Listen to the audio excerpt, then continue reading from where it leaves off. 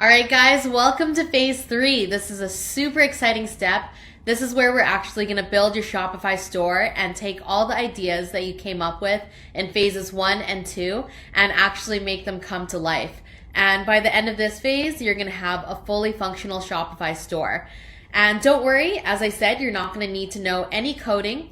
All the steps I'm going to have right on the screen for you. So I'll be demonstrating how the step goes, and then you can also flip back to the slide and look at the step-by-step instructions. So let's get started on this step. All right, so the first thing that you guys want to do is to set up a Shopify account. And if you're wondering why we didn't do this earlier, it's because Shopify actually offers a free 14-day trial where you can use the platform and not pay anything for it. And because you actually don't need the Shopify platform to do product research, it's better to save that free trial until now and you'll get maximum usage out of it.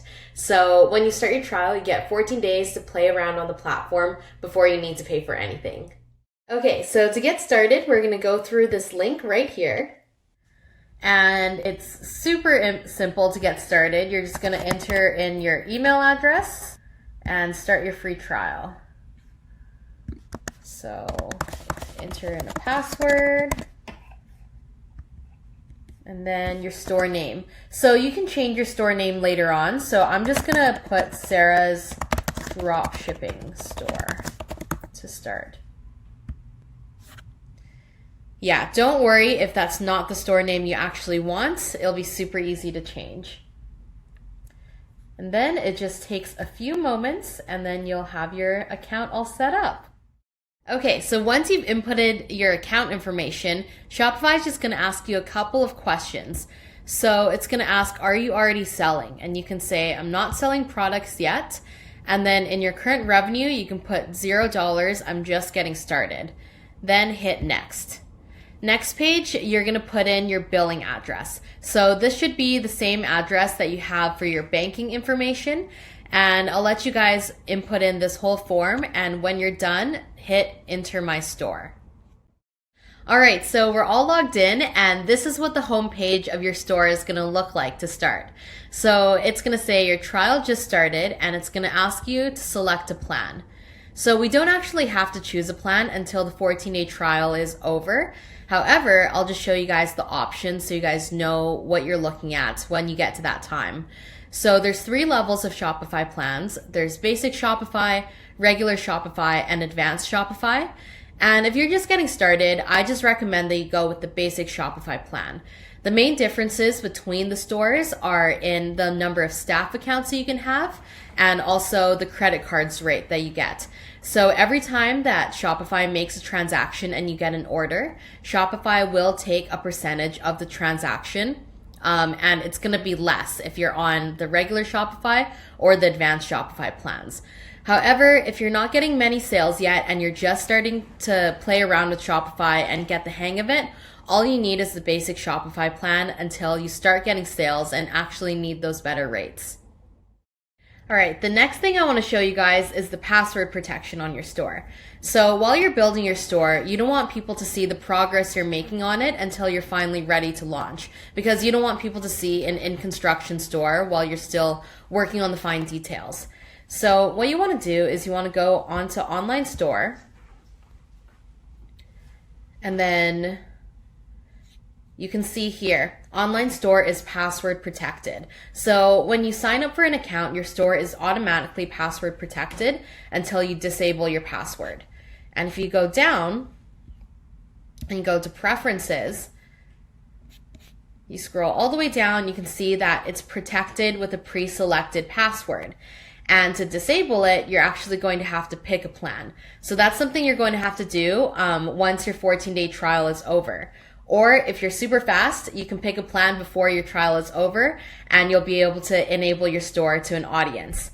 So let me show you guys what your store looks like when you have a password on it. So if you ever want to see what your store looks like, you can click this button, the symbol with the eyes right here, and then it's going to pull up what your store looks like to an average viewer. So this is from your side when you're already logged in. But let's say somebody is coming to your page and they type in your store domain and it's password protected. I'll show you guys what that looks like. Open up an incognito window. They're going to get this page. So it's going to say Sarah's Dropshipping Store coming soon. And they can enter in their email address and it'll notify them when you take the password protection off. And if you click this button here, enter using password, you can use the password that you saw on the previous page. So right here, this preset password that Shopify gave to you, and you enter that in,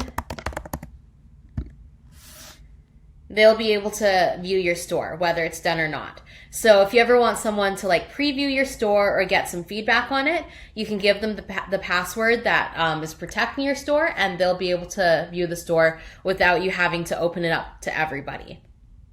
So that's something that you should know when you are ready to have your store open up to an audience. You will have to disable your password, and to do that, you'll have to pick a plan. So something to note for a few steps forward. All right, the next thing we're going to look at is the settings for your store. So if you go to this bottom left-hand corner, you can get to settings, and here it's going to show you all the settings for every element of your store. Everything from your general settings, where you have your phone number, your email, and your address, to the payment providers you accept, to the checkout process, notifications, your tax preferences, and how Shopify bills you. It has everything in between. And I want to take you through all these elements to make sure that you have no confusion when you do your own settings for your own store. So first thing let's look at is the general settings.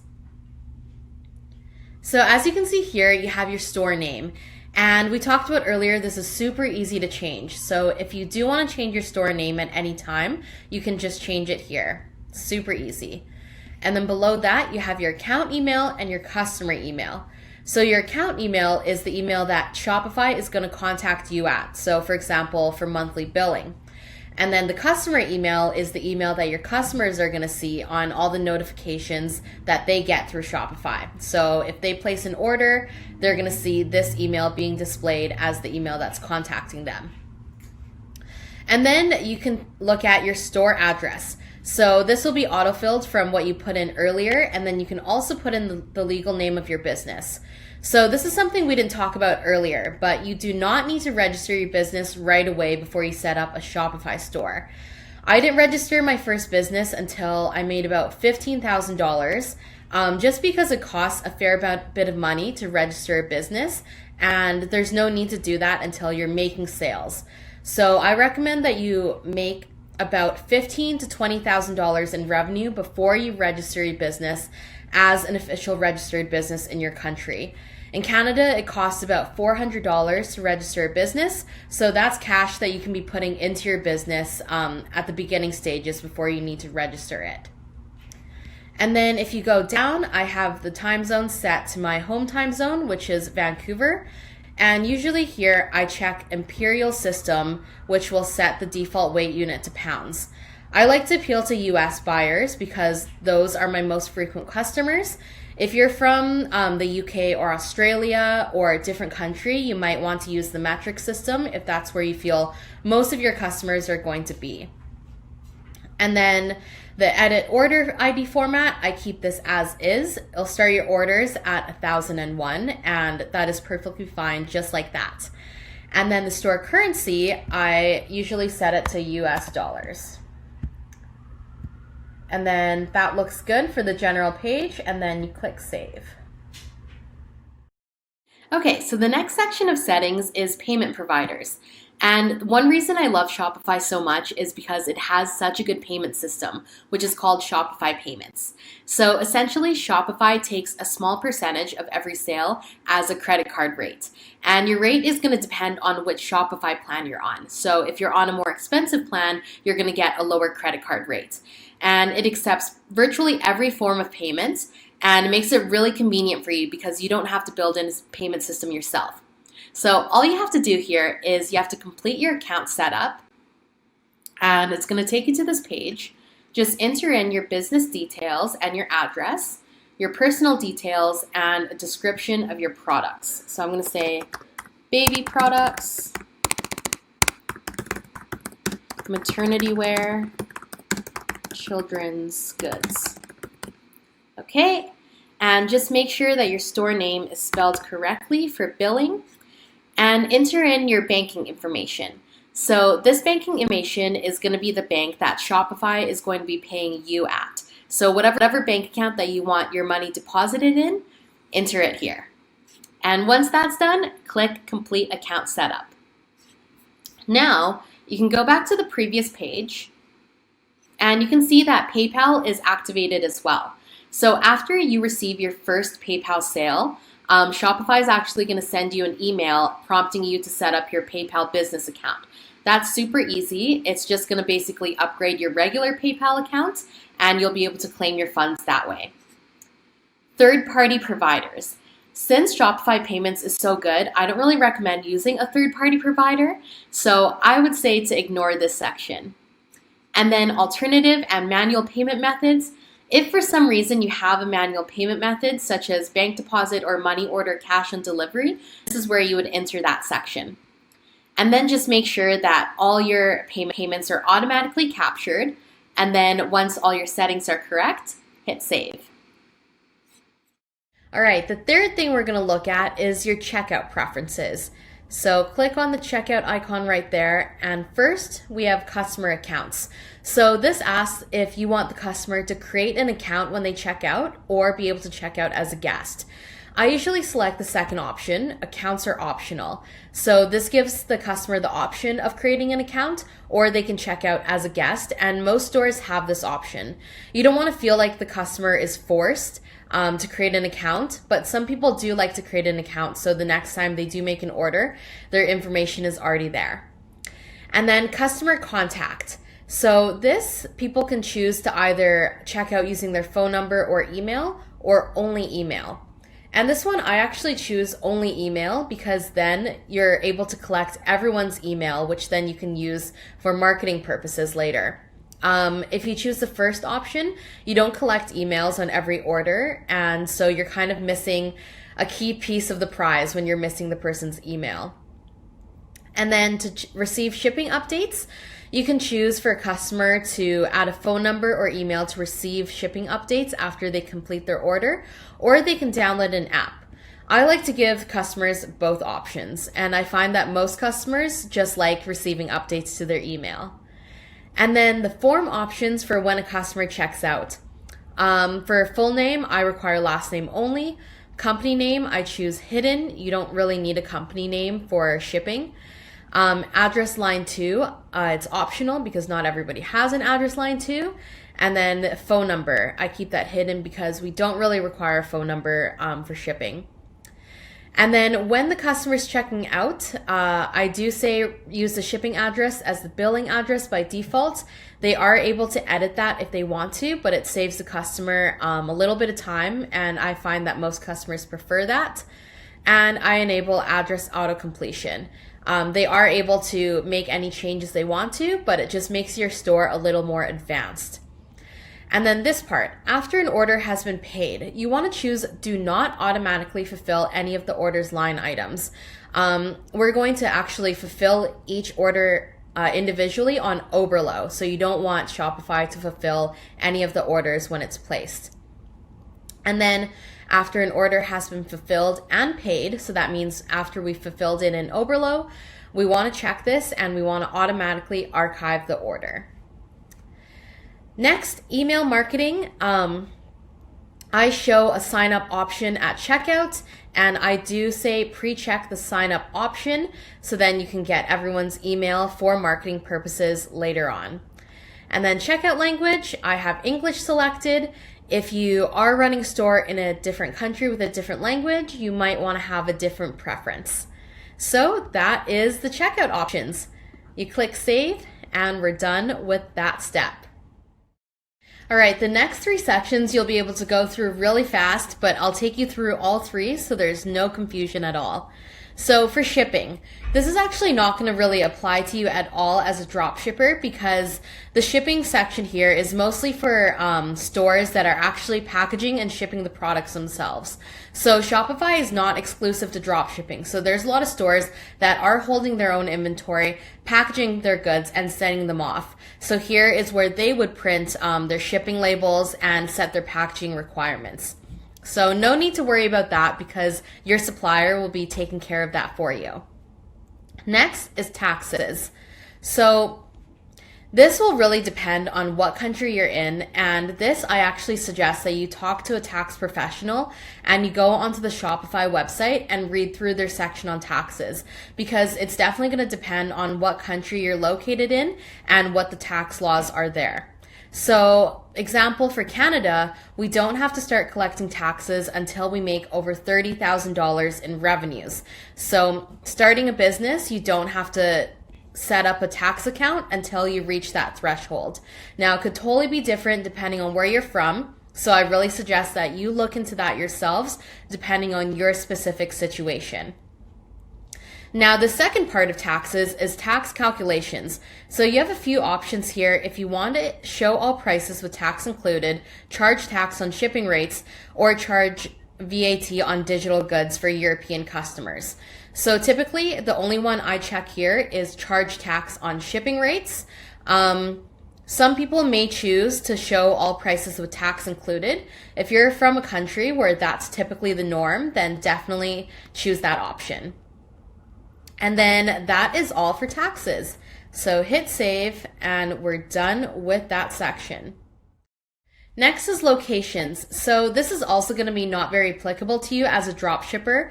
What this page is, it basically just puts your default address as a fulfillment center, but you won't be fulfilling anything from here because you're drop shipping. This again is for people that are holding their own inventory and are shipping it themselves. So you actually don't need to do anything with this page. I just want to show you what it is, and you can just leave it as is. Next is notifications. So this is going to be the emails that your customers will receive to give them updates about the status of their order. So it ranges everything from order confirmation to if an order has been canceled, to if there's a payment error and they need to resubmit a payment. This isn't really too relevant because this is for people that ship their own products, but delivery, so if their item is out for delivery or if it has been delivered, and even welcome emails and account password reset emails. So all the communication that's going to go out to your customer is going to be from notifications. So what you can do is you can open up one of these pages and you might see that it's a little bit hard to read. So what you can actually do is you can preview the email and you can see what it actually looks like when it gets sent out to a customer. So it looks like this. This would be the receipt that they get when they make a purchase on your store. And if you want to see what it looks like when you receive the email, you can send a test email.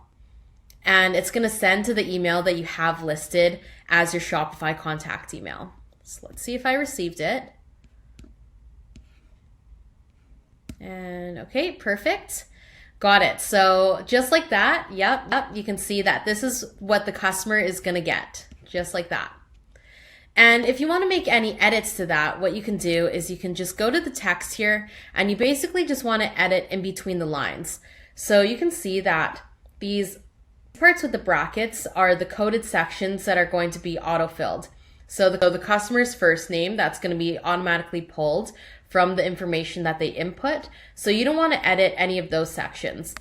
But any of the text that's outside of the brackets, you can feel free to edit that, and that's going to change it on the email itself. So you can edit that and then preview it until you're happy with how the email looks. And then another thing that you can do is you can customize the emails. So here you can not only edit the text like you did in the last section, but you can change the colors as well, and you can add in your own logo, which we're going to create in a little bit. So you can change the color, you can change the logo width. So here you can change it to something different, just like that. And then you can take a look at how you want it to be. And if you're happy with that, click Save. And that's going to be your new notification template. And moving on, next we have Files.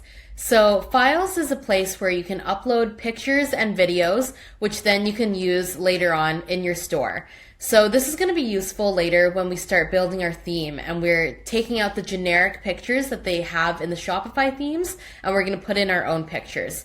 And when we do that, we're going to first upload them into Files and then we're going to pull them from Files into our store theme. So I'm going to show you guys exactly how to do that later, but that's what the section of Files is for.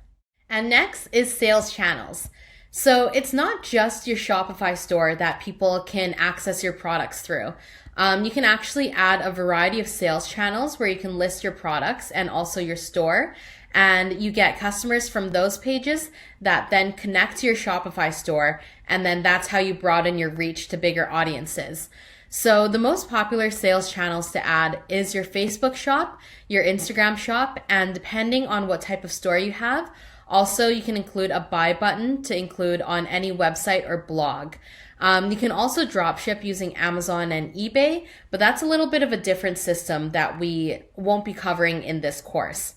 So later on, we will be using the Facebook and Instagram shop to add more sales channels for your store. The next section of settings is plans and permissions. So here you'll be able to look at what type of plan you're on, and you can also compare plans if you're looking to upgrade your plan. Also, you can give permission to different people who you want to have access to editing your store. So right now, I'm the store owner and I can add 2 other staff members on the basic plan. So if you have business partners, this would be the place to add them in and they can access the store through an email that you put in here. Also, this page also gives you the opportunity to change your store status.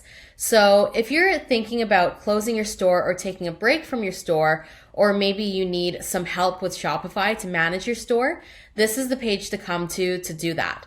So here you have a few options. You can hire Shopify experts to manage any problems that you have in your store or to help you with any issues that you're facing. So they can help you with anything such as setting up your store, creating a logo, setting up applications, copywriting, you name it. So if you need specific help, you can go and hire a Shopify expert. I typically don't go this route and I usually use different third-party services, but this is definitely an option if you want to keep everything on the Shopify platform. This page also gives you the opportunity to pause your store, and you can pause it with all your settings still in place with a reduced plan price. You won't be able to sell items during this time, obviously. And then you can also close your store from this page, and you have 30 days if you do change your mind, and you can have everything back just like you had it before you closed your store. So if you want to make any changes to your plans, permissions, or who has access to your store, this is the page to do it on. And continuing through, next we have billing. So here is where you would input your billing information so Shopify can charge you. So for your monthly plan and any app subscription costs, it's going to come from the credit card that you input in here. And then as time passes, you'll also be able to see your monthly bills and the different charges that you have from Shopify. So here you'll be able to see a financial overview of all the money that you spent directly on the Shopify platform. And finally, we have the legal pages. So these pages will include your refund policy, privacy policy, terms of service, and your shipping policy. And I'm going to give you some tricks on how to fill this out a little bit later. But these are where these pages are, and we're going to be filling them in with your store's policies in the next little bit. So that's it for the general settings. And I know that might have seemed like a lot of information right off the bat, but I promise you, once you do these settings once, you'll be able to do them over and over again for any stores that you create in the future. And if you get lost, just rewind and go through the steps just like I showed you guys for each of these different policies, and you'll be able to get through the settings in no time and start building the creative aspects of your store.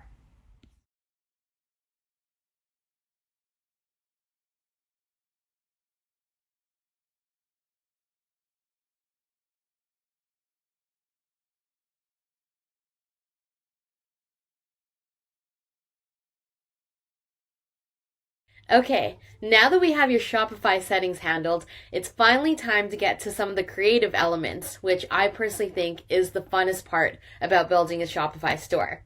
So the first thing that we're going to do is to choose a store name.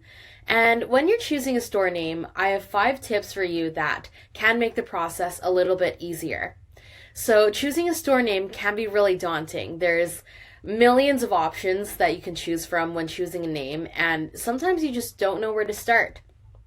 So it can be as easy as just following your gut instinct and thinking of a name that you just know off the top of your head will work. And it can also be really difficult, and no matter what you think of, it doesn't seem to fit, or maybe the domain's already taken, and you just can't seem to find a name for your business.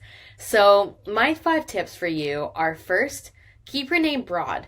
If you ever have to pivot in your strategy of what type of products you're selling, having a more broad-based name gives you more options to choose from if you have to change your main products.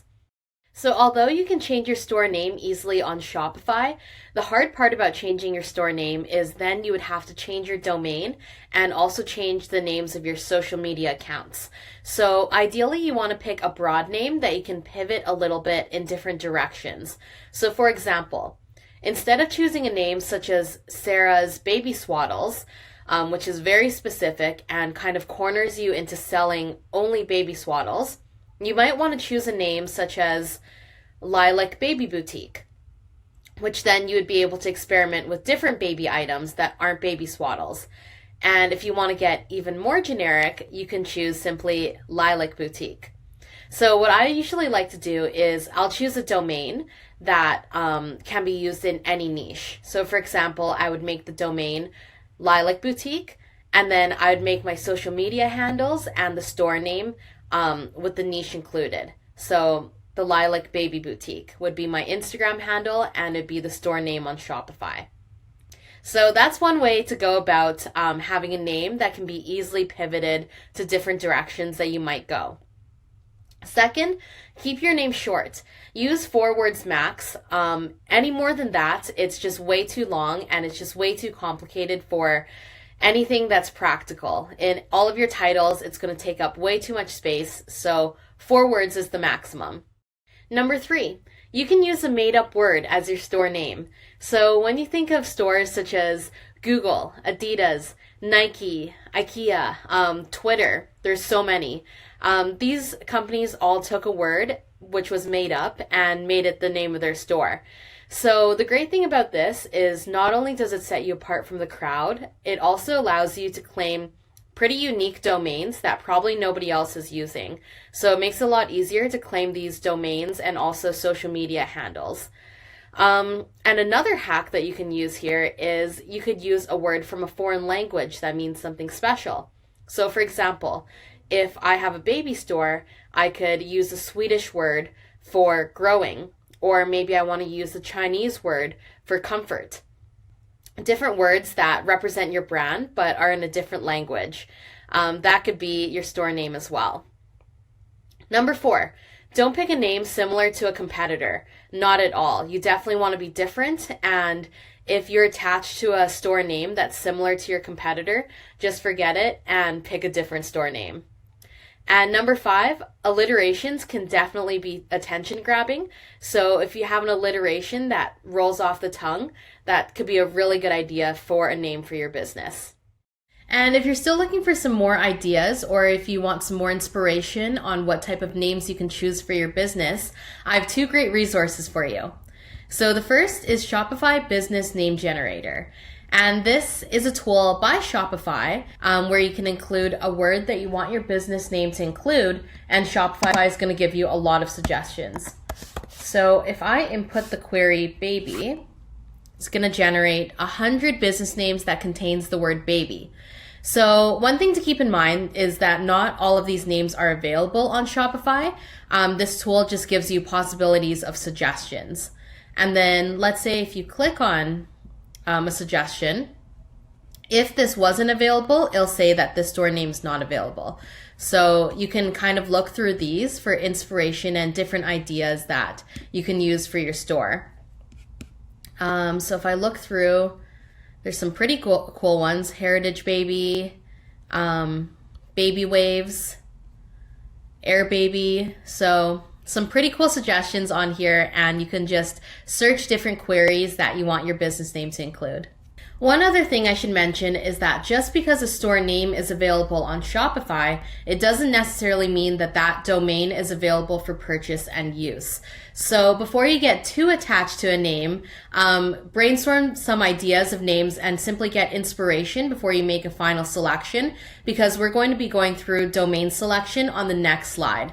So in this step, your purpose should be just getting inspiration and seeing what store names are out there for you to get ideas from. But don't get too attached to a name until we get to the next step.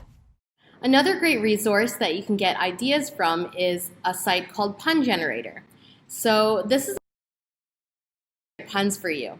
Sometimes these puns are good for a business, sometimes they're not, but it's basically just a good way to get ideas and get your brain moving about what kind of possible things you can name your business.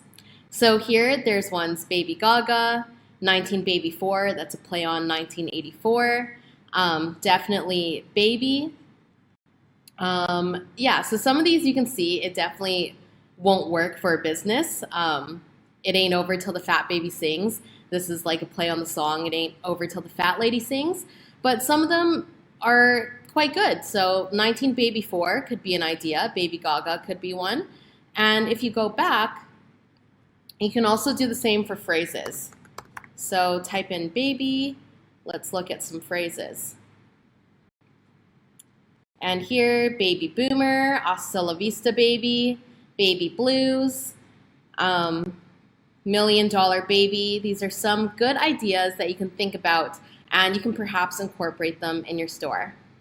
Okay, so like I said on the last step, before you get too attached to the store name, we need to check if the store domain and social media handles are available. So in this step, the most important two things that you need to test is if the domain is available and if the Instagram handle that you need is available. The other things are a little bit flexible, such as the store email and the Facebook page. Facebook will generally let you put any name as the Facebook page as long as it follows their guidelines. And for the Gmail, we'll actually be setting up email forwarding, so you don't need to get the perfect email for your business. So you mainly need to check if you can get the domain and the Instagram handle. So the first thing we're going to check for is the domain. All right, so from your homepage, you want to go to Online Store, Domains. And you can actually purchase a domain from a third party and then connect it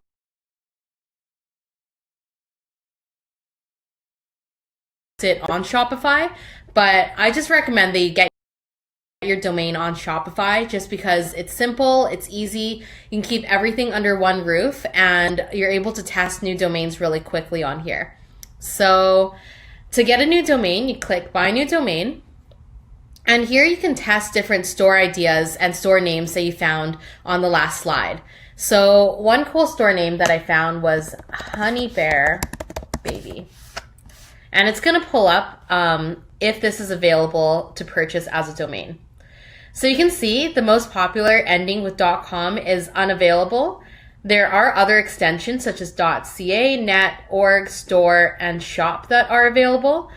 I tend to stick with .com just because it's the most trusted ending for a domain. So I look for stores that are available with the .com ending. If you do go with a different one, the only other one that I would do is .store. But yeah, I suggest that you stick with .com. So Honey Bear Baby's not available. Another one that I saw was Step by Step Baby. And okay, that's awesome. So stepbystepbaby.com is available for $14 USD a year. So yeah, you can go through and find different ones. I'm not going to purchase this one right now. I'm going to test a few other ones. I'm also going to test a few with made up names. So Honey Lou's Baby. I thought it was a cute name that I made up, and yeah, it's available. So that's really awesome. And typically what I like to do is I don't like to put the niche of my store in the store name directly. So for the domain, I would choose just Honeyluz. And that's awesome. It's available as well. So on here, you can play around with different store ideas and names that you found on the last slide. And it's a good idea to test different ones, see if they're available, and have a few options because you want to see if these Instagram handles are available as well. So at the same time, while you're testing domains, you also want to see if the screen name that you want is available as an Instagram handle. So how you want to test this is you can just go to your personal Instagram profile and click Edit Profile. So it's that button right there, and you just want to tap it on your personal Instagram page. And now you have the option to change your username. So you can just change your username to whatever you want your store name to be. And here I'm going to try Honey Bear Baby. And if it is available, you'll be able to change your username. And if it's not available, it'll say this username is not available. Please select a different username. So in this case, Honey Bear Baby is not available. So I'm going to try Honeyluz. So Honeyluz is a name that I found in the last research step. I thought it was cute and it's available. So that's awesome. So that is how you test your screen name. And you can do this at the same time while you're searching domains, or you can search a bunch of domains and then test them on Instagram. It's totally up to you. I usually like to do it at the same time just so I'm eliminating my options right away. But that's essentially how you see if you can get the name on Instagram. Okay, so now if you found a domain that you like and you've also found that it's available on Instagram, then now is the time to buy that domain. So I am going to go ahead and purchase the domain that I found for Honeyluz because I think that's a really cute name for a baby store. And the .com version was available. So you find it on the Buy New Domain page and you can click Buy. And a few things you want to review on this page. So usually I don't select auto renew for the next year if I'm just starting out a store. I don't know if I'm going to be running it in the next year, so you can always select this at a later time. So I just unselect that. Then I also check this section. The Whois privacy is a security feature that if it's included, it blocks people from looking up your personal information that's associated with a domain. So if a domain includes the Whois privacy, that means that people can't look up your information such as your name, your address, your email, and other personal identifying information. And this is not like a feature that you have to have, but I generally look for a domain that includes it because I like to stay anonymous online. So this is awesome. This one includes it. Everything looks good, and I'm going to click Buy Domain. Okay, now that you've purchased your domain, you will get an email from Shopify for you to verify your domain. So just click on the second link that they send you to verify the new domain that you purchased. And we'll just open it up here. So, yep, looks good. Contact name, contact email, and we're going to verify information. So, perfect. Then what we want to do, we want to go back onto the domain page, and we want to change our primary domain to the one that we just bought. And you can choose either of these, the one with or without the www, it doesn't matter. So I'm just going to choose that. And now when somebody goes to that website, it's going to take them to your store. So I'll show you guys that really quickly.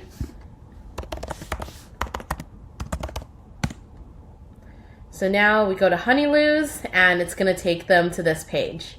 And once you have your domain purchased, you'll want to set up an email for your store. So I recommend that you use a Gmail account because using Gmail also gives you access to Google Drive, which can be really useful if you use Google Docs or Google Sheets for your business later on. So we're going to set up a Google account, and for the first name and last name, I just use the store name, so Honeyluz Boutique. And then for your username, Honeyluz. You might have to try a few combinations here, but as I said, don't worry if it's not perfect. You'll be able to set up a forwarding email if it doesn't work out to be the one that you want. So let me just set this up here.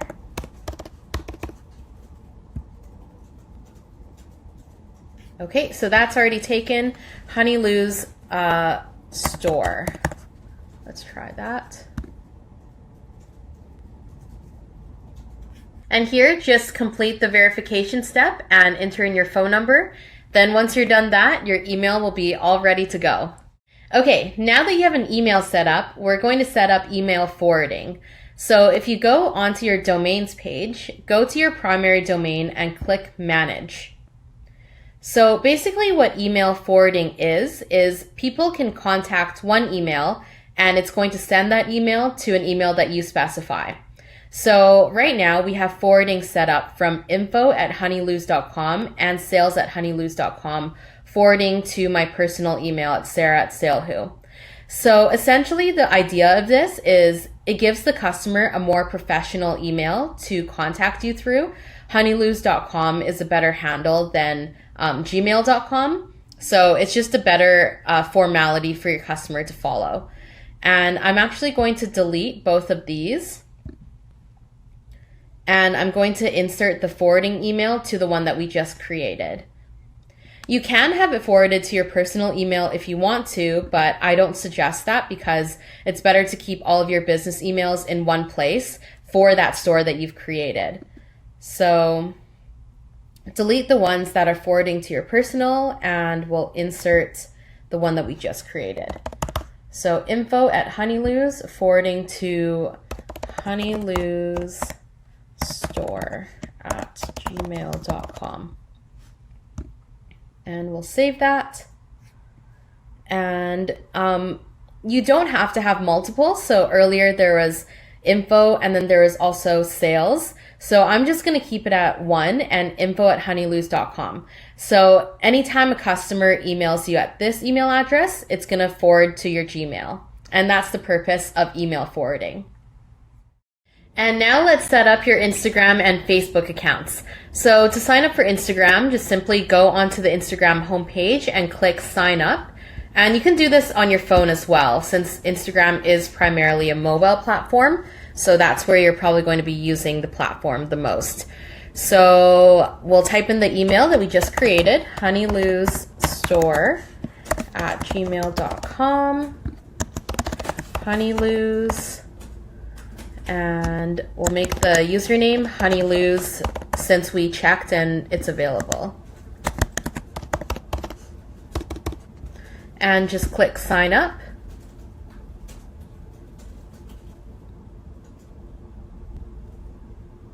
Okay, perfect. And you'll also get a verification email, so make sure you follow the steps and verify your account. But yeah, just one-step process, and now you've got the Instagram handle. And now we also want to set up a Facebook page. So if you go to Facebook /pages, you'll be able to create a Facebook page for your business. So go on here and create page.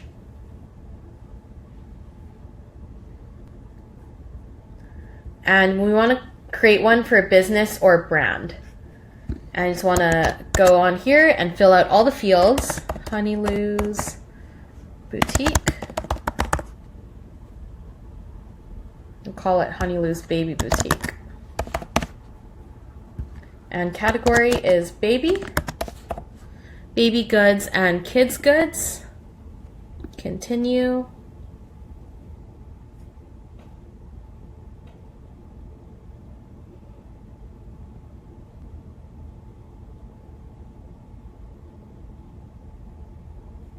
All right, awesome. This I'm going to skip for now. We can add the profile picture and everything after. So skip the profile picture, skip the cover photo, and took a second to load, but here we are. So this is your very own Facebook page for your business. And at any time you can change the profile picture and the cover photo, which we're going to do in a little bit after we create your logos. So at any time, you can also get to this page by clicking the drop-down menu on your personal Facebook page, and all of your business pages will be on the side there. So a few other things, if you click settings, you can go to page info, And if you go to page info, you'll be able to edit some of the descriptions and features on your page. So the description, I'll just add a short one here.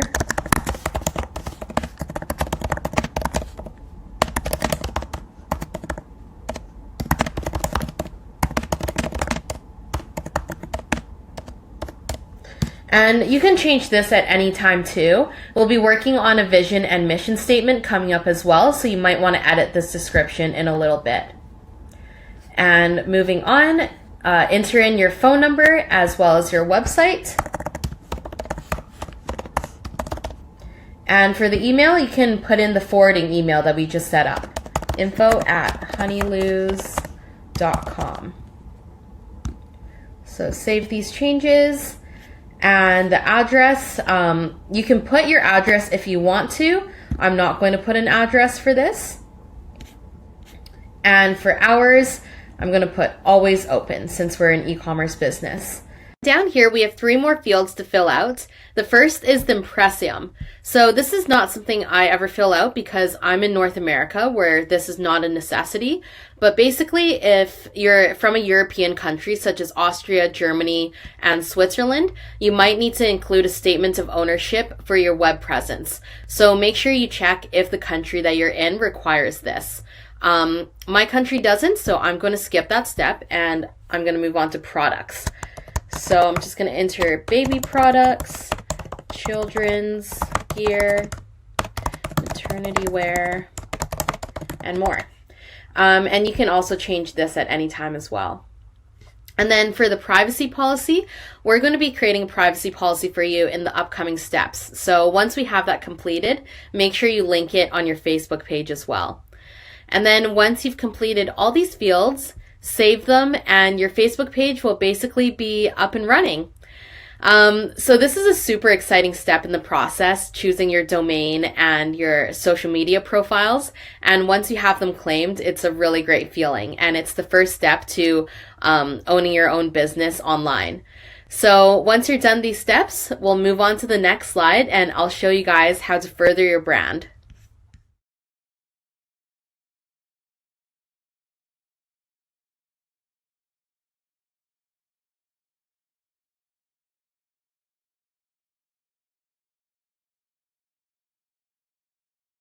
Okay, the next step of creating your business is to come up with a mission statement and a slogan.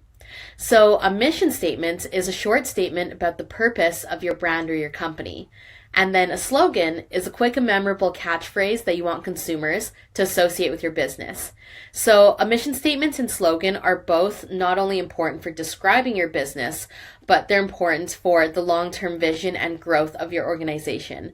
So if you ever forget the purpose of your company, exactly what you're trying to do as an organization and where you're headed, you can refer back to the mission statement and slogan to remind yourself of that.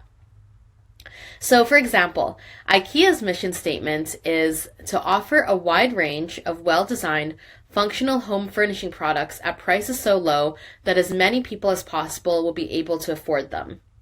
So in your mission statement, you should be mentioning exactly who you are as an organization, who you're selling to, and what you're selling.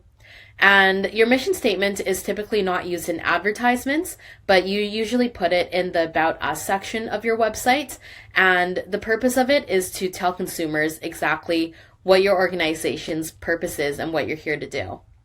So you can think of your mission statement as basically an elevator pitch.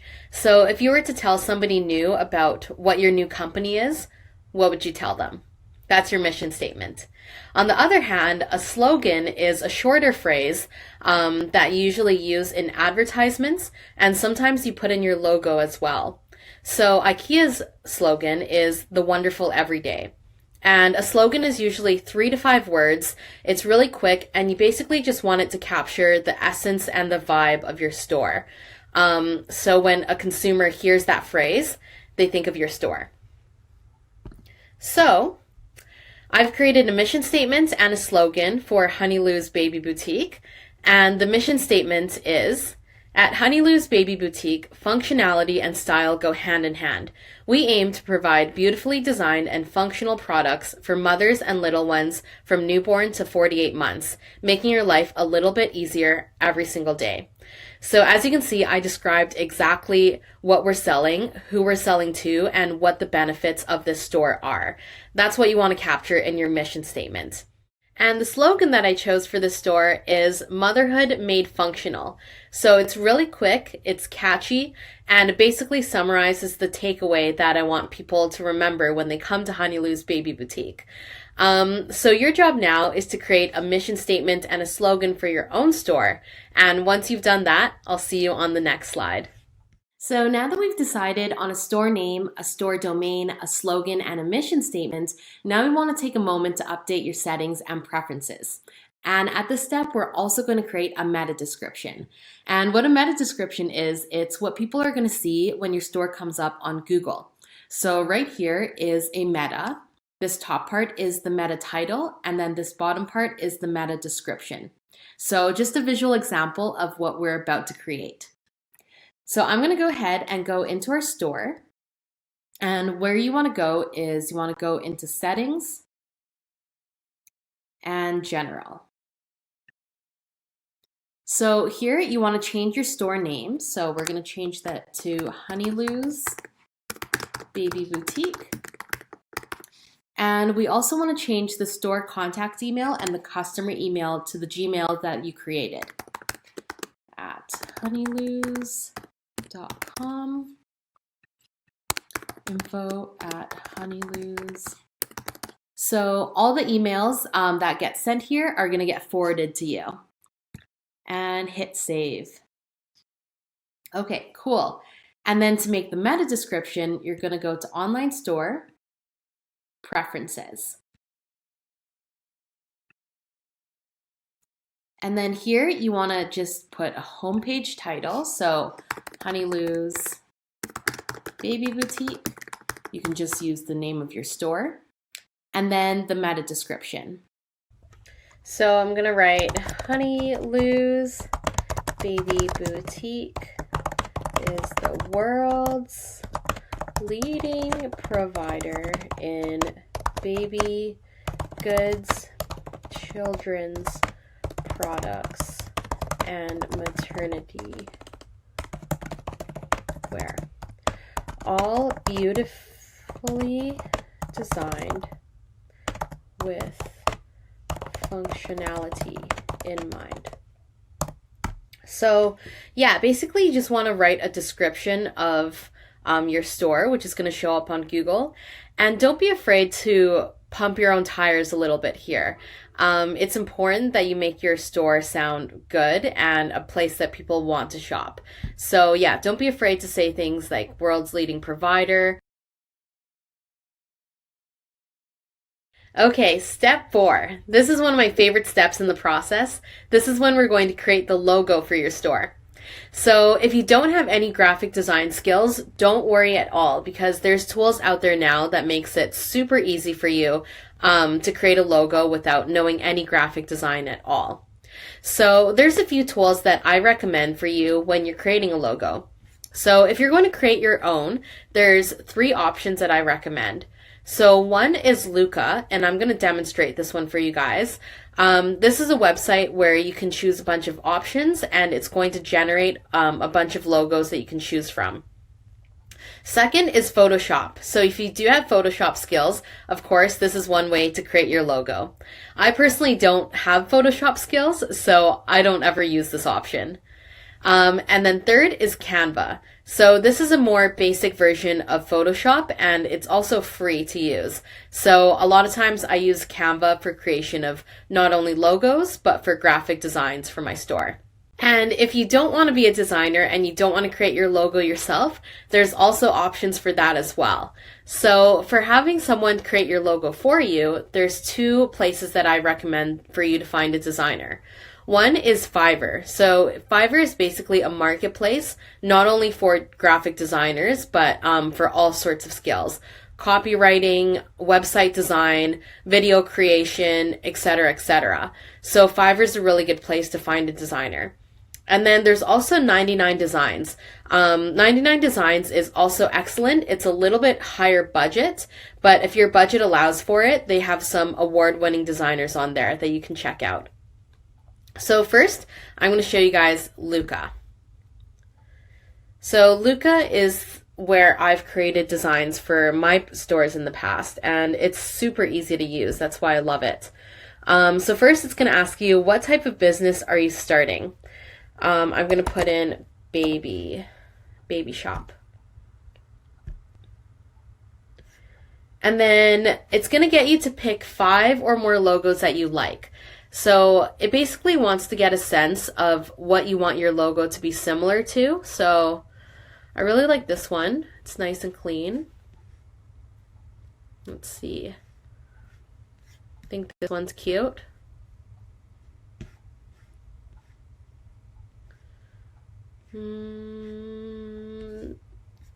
This is kind of cute.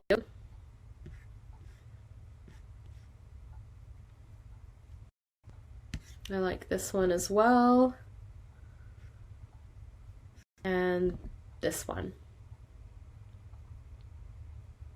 Pick one more. Okay, then you can hit continue. And then you can select up to 2 color styles.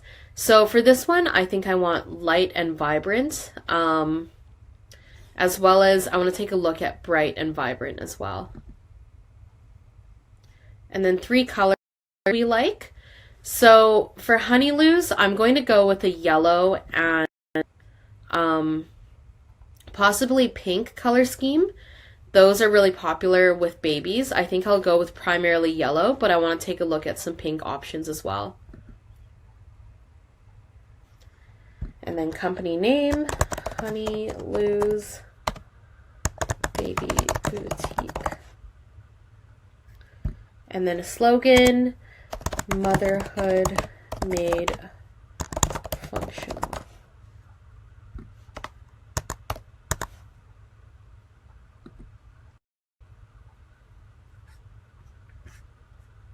So here you can search and add up to 5 symbols. So here I'm going to look for a honey pot.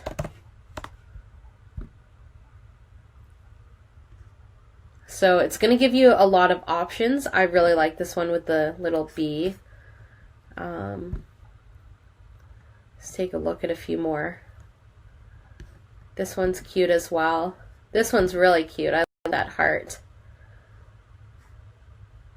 And let's see. Let's look up honeycomb.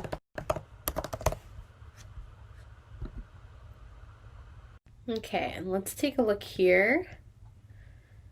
I don't really like any of these ones.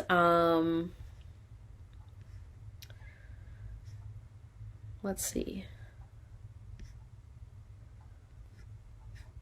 Okay, let's try searching baby.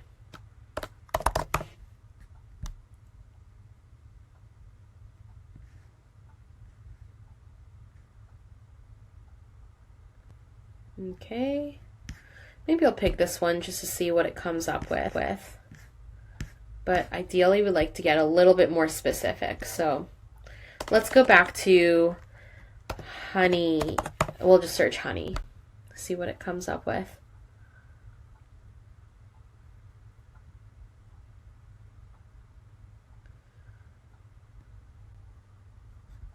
Let's see, I kind of like these ones with the honeycomb. I like that. Okay, so you can select up to 5, and you can always switch these around. So we'll just start with 5 and see what it comes up with, and then we can change them around later. So Luca's going to generate a bunch of designs for you based on the inputs that you provided, and you can just scroll through. So right off the bat, I kind of don't like how many words I have on screen. So I'm going to change this to just Honeyloo's for the name and get rid of Baby Boutique. And then let's see our changes from that. So it's going to take a second to load. But yeah, this is a super fun process. I could look at logos like forever. I'm very like design oriented, so this is one of my favorite parts of the process. Then looking at these.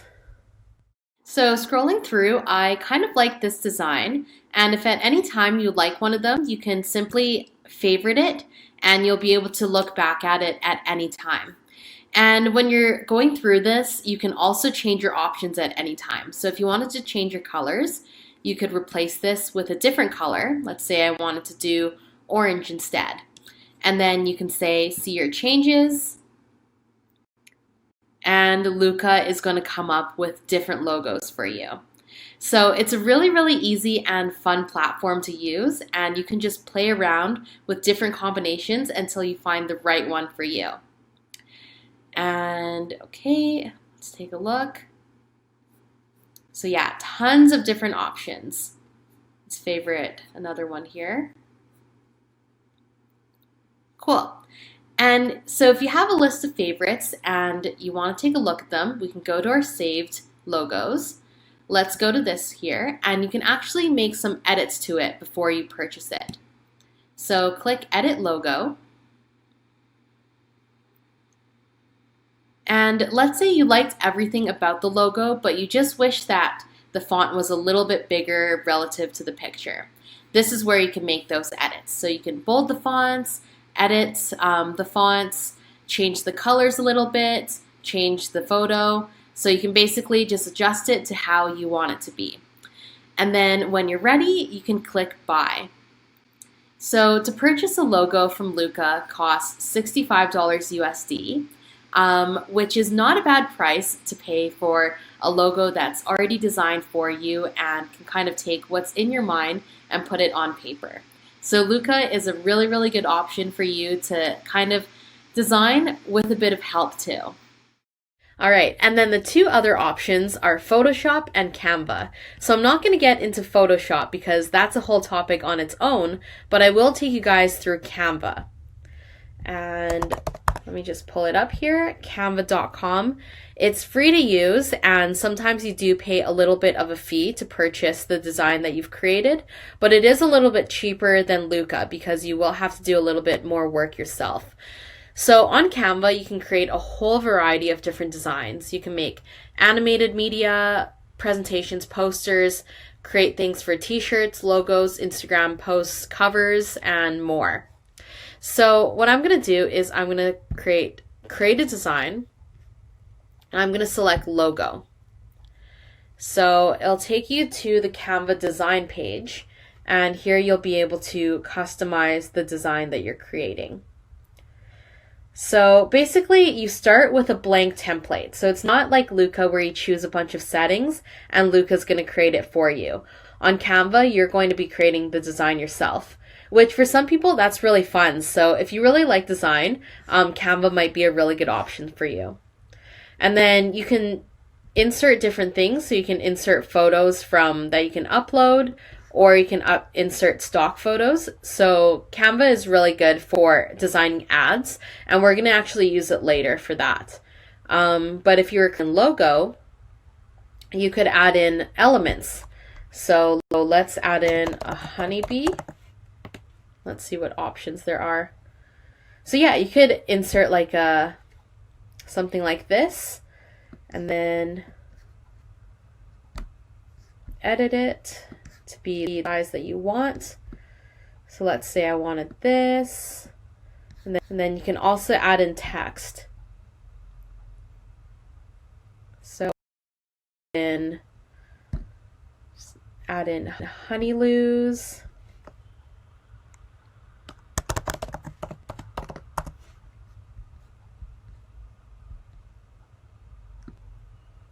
You can then move it to exactly how you want it. So yeah, as you can see, it's quite easy to use, but you will have to do a little bit more manual designing yourself. But it is pretty fun, so if you like designing, definitely check out Canva, and you have a lot more flexibility with the things that you can create. So that's one option for you for designing the logo. And if you don't want to create your own logo, I'll show you guys the two options where you can get someone to create it for you. So first is Fiverr. And Fiverr is basically a digital freelancer marketplace, and you can find providers of every digital service. So everything from graphics and design to digital marketing to programming and tech, and even lifestyle things like astrology and readings and like relationship advice. So any online service you can think of, you can find it here on Fiverr. So I'm going to go to graphics and design and go to logo design. And basically what you're going to find on here is a ton of people offering their services with what they can offer you. So let's just go to one of these and take a look.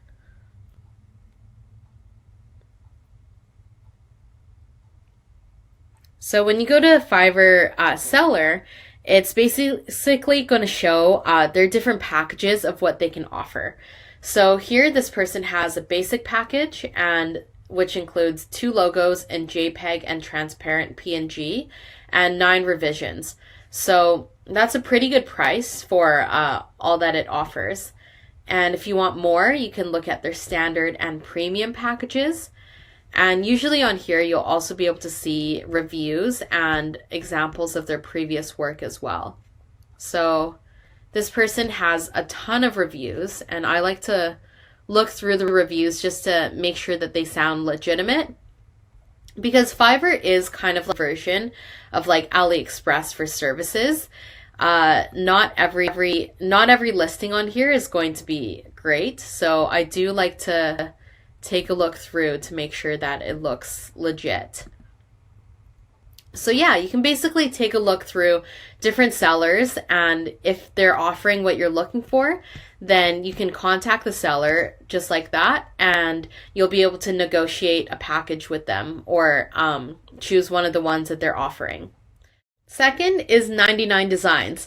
If you have a huge budget and you don't mind spending a lot on graphic design, 99 Designs has some award-winning designers that are definitely going to do a good job with your logo. So here you can say get started, and yeah, so you can see that their packages are definitely more expensive than what we just saw on Fiverr, but you are working with designers that have a ton of experience and are providing professional service. And they can design everything from stationery, business logos, your social media covers, and more. So if you have a huge budget, take a look at 99 Designs, and you could find some really great graphic designers on there. So ultimately, I decided to use Canva to create my logo, mostly because they had this really cute honeybee that really fit with what I was imagining in my mind for this logo. So it looks like this. I have the store name and our slogan with it. So now I'm going to download this image and save it. And when you're downloading this, you should download a few versions of your design. So not only should you download it like this, but I recommend that you also download a version with like just the honeybee, maybe the honeybee on top and the slogan and name under it, and a few different formats so you can see which ones look the best when you actually put it on your website. And you should also consider downloading it as with a transparent background. So with transparent background, you do need Canva Pro, but it's free for 14 days, so just download it and then get your pictures and then cancel your free trial. So what a transparent background lets you do is you can put the image over top of another image or use it as an overlay. So sometimes it's really useful because then you don't get the white block surrounding it. So go ahead and download a few versions of your logo, and then when you're done, move on to the next step.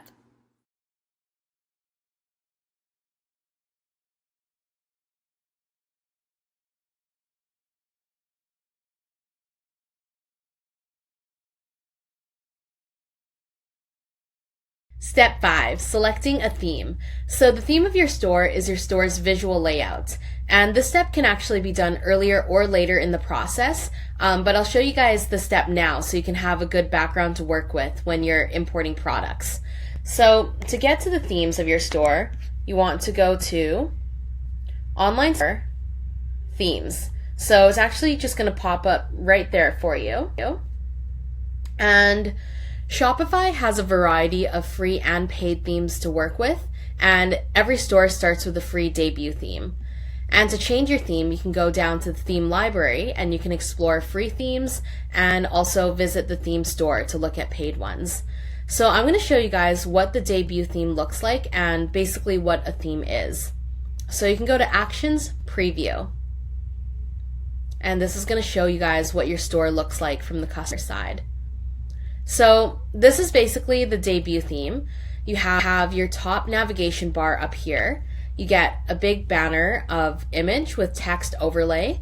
And then the first thing you have is your featured product collection. Then you get a focus image, image slides, and then you get your footer navigation as well as some information about your business. And then you can get an email subscription box as well. So this theme is actually really great. If you don't know where to start, this is a really good one to choose. The debut theme works with practically any store, and it's especially good for multi-product stores. So that's the theme that every store starts with. And if you wanted to customize your theme, you would press this button right here.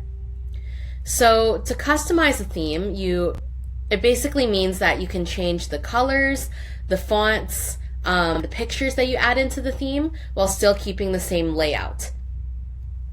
So pull up this customization. So as you can see, we can go to this sidebar and we can edit what picture is going to go in here. So this is the first banner image that people see. And a good place to find images for your store is a website called Unsplash. So Unsplash offers free photos in all sorts of different categories, and you can simply just download them and use them in your store. So I'm going to take a look at some options for baby,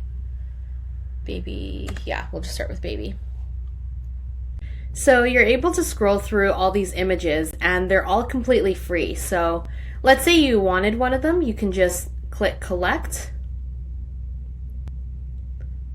And you can create a new collection, and I'm going to name it Honey Lou's. And we'll just create that collection. And okay, so it's going to be saved right there. So yeah, you can just scroll through. And if you don't find any that you like, I kind of like this one, add it to the collection. Yeah, if you don't find any that you like, you can also scroll up and click on related queries. So click on mom as well and see if there's any cool images here. This one's kind of nice. Add it to the collection. And if there's any ones that you want right away, you can just click this button down here and download it. So it's going to be in your downloads right here in the corner. And we'll go back to our store and I'm going to add in one of the images. So we'll upload an image and we can upload the one that we just downloaded. So I might change this image later, but I'll show you guys how this looks like and how you can easily upload different pictures and change the look of your store. So yeah, super easy, just like that. You get the image right there. And I'll just move this. We can say select. And all done. So yeah, that's how you add an image. And down here you can also edit the text. So you can say text size, we'll keep it at large, and heading we can change it to Honey Lou's Baby Boutique, and we can add our slogan here: Motherhood Made Functional.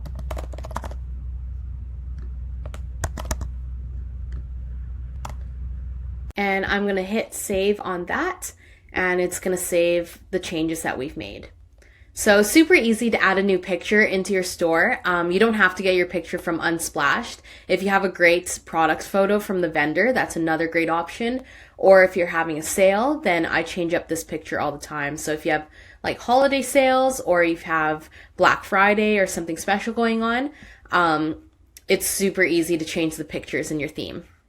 So we'll just go back here and we'll also look at the featured collection. So here you'll also be able to change the different products that you have per row. So right now you have 3, you can change it to 4 or change it to 2, depending on what type of story you're telling and how many featured items you want to display. And another thing here that I usually like to add is the show all button. So people will be able to view all the products if they just scroll down a little bit. And that's a way to get people deeper into your store and get them to view more items. So, yeah, that looks good. And we'll save that section as well. In the next section, image with text, I usually choose another feature item and go into detail about it a little bit. Maybe it's another interesting item that has some technical specifications that really set it apart from the crowd. So this is your opportunity to kind of write a little bit about an item, just to give your store some more interesting in-depth features on the front page. So I won't do that now. I'll do that after we've uploaded our products and we can choose one that is a good fit for this section. And then next is the image slide. So here, what I like to do is you can use the slide for many things. You can use it for either advertising products or showing people using your item in the community or showing different initiatives that your store might contribute to. So this is totally up to you. How to use the slide section, but those are some different ideas for you that you can use it for. So that's the core section of your store and what you can edit in the body of the front page. Now let's take a look at the header and the footer. So if we go to the header here, you'll be able to insert your logo image that you created, like the one I created on Canva. So it's a good idea, of course, like I said, to create different versions of your logo, and you can see which one fits in the best here. So I'm going to insert this one here, see how it looks. And it's going to show up like that. So I think that looks pretty good, but let's go ahead and insert one of the logos with just the honeybee. So I think that's one of our first ones here.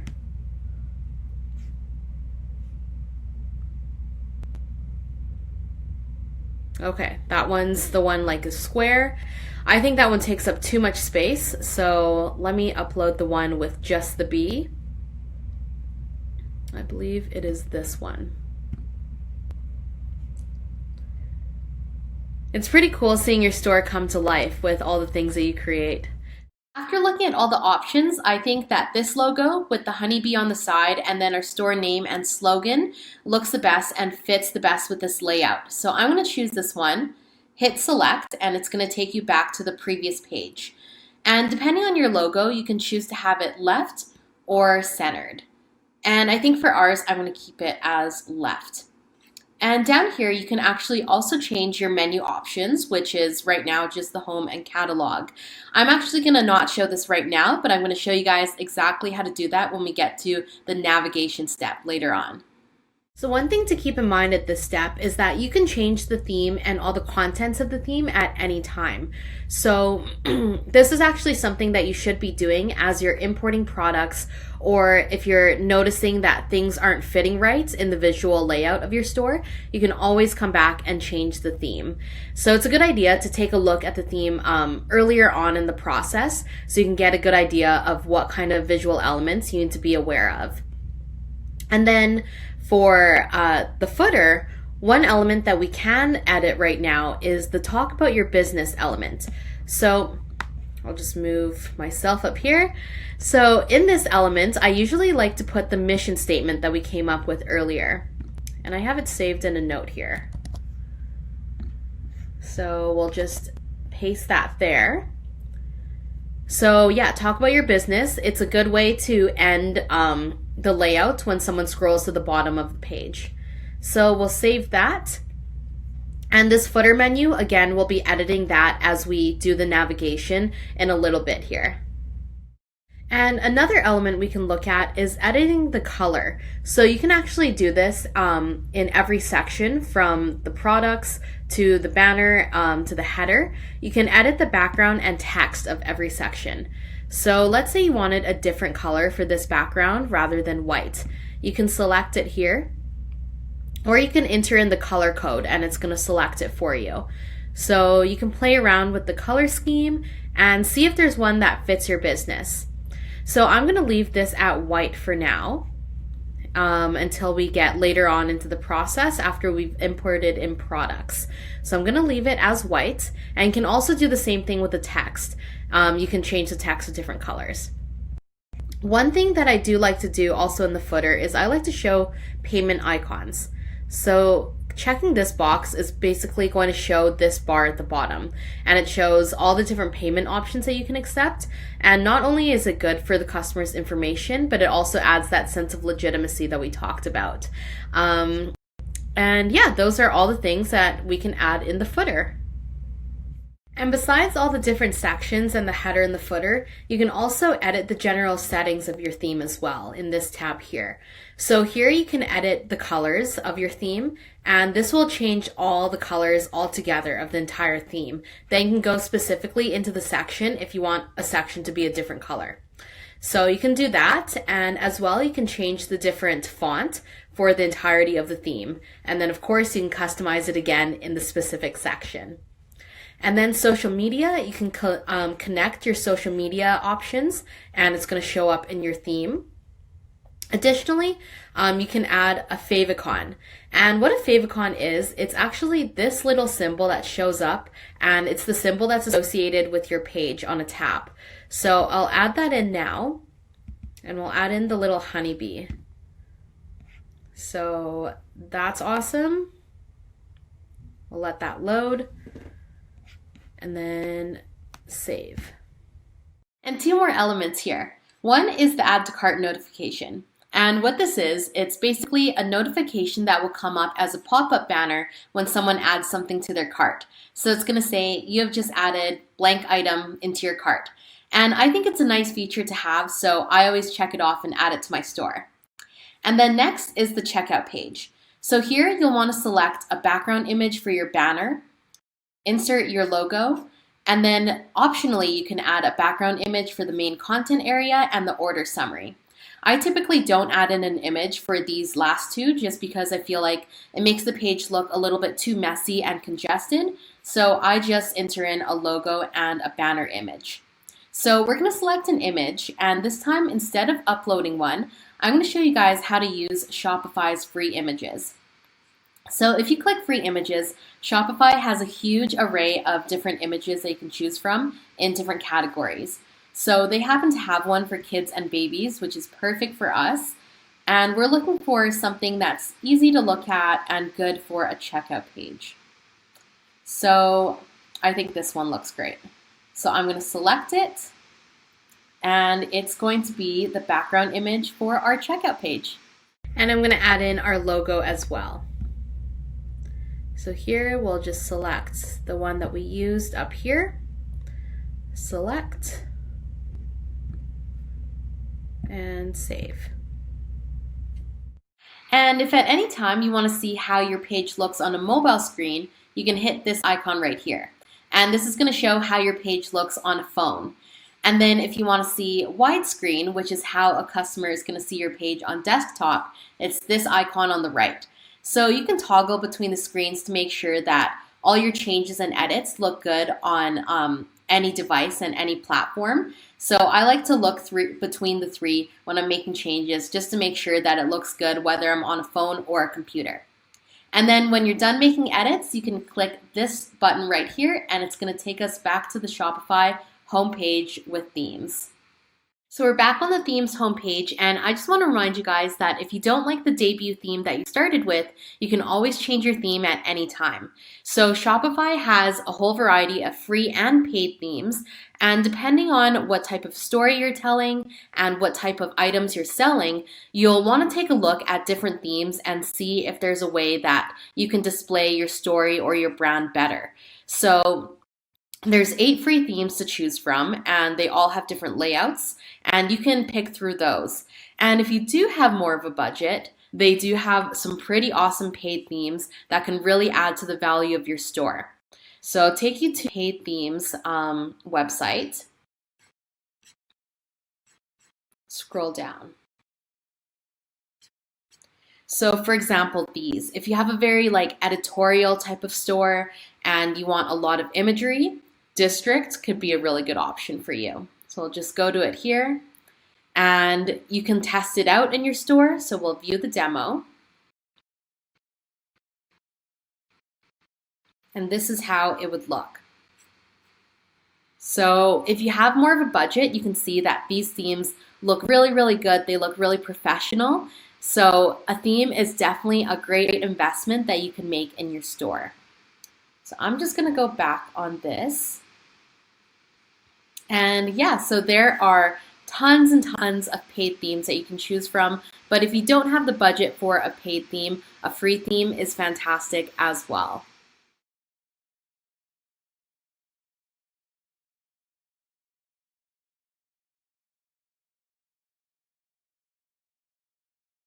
Okay, the next step is to set up our Oberlo settings. And I know this page looks like a ton of information, but basically the purpose here is to just give you guys a reference guide to look back on when you're doing these settings. So I'm going to take you through all these settings right now and show you guys how to set up Oberlo. So to add the Oberlo app, we're going to go to the sidebar here and click Apps. And it's actually already going to be here as a recommendation to add to your store. And we're just going to click on this link.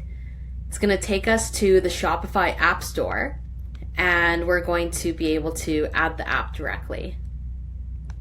So here, we're just going to go Add App, and it's going to take us to this page. So just scroll down, click Install App,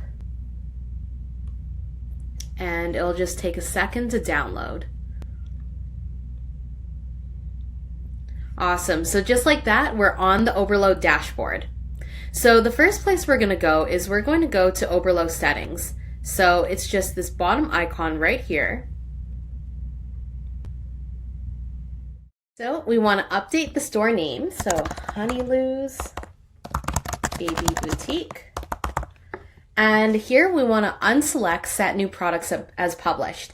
So we don't want Oberlo to publish the products on our Shopify store right away because we want another opportunity to edit them on Shopify before we officially publish them. So unselect that option. We want to select Yes, Set Products as Taxable. And we also want to set the unit of measurement for product weight. So typically I choose pounds because I'm appealing to US customers, but you can make your own selection there. So here, yes, we want to notify our customers with a notification email if the order gets fulfilled. And in the custom shipping URL, we want to input the following link.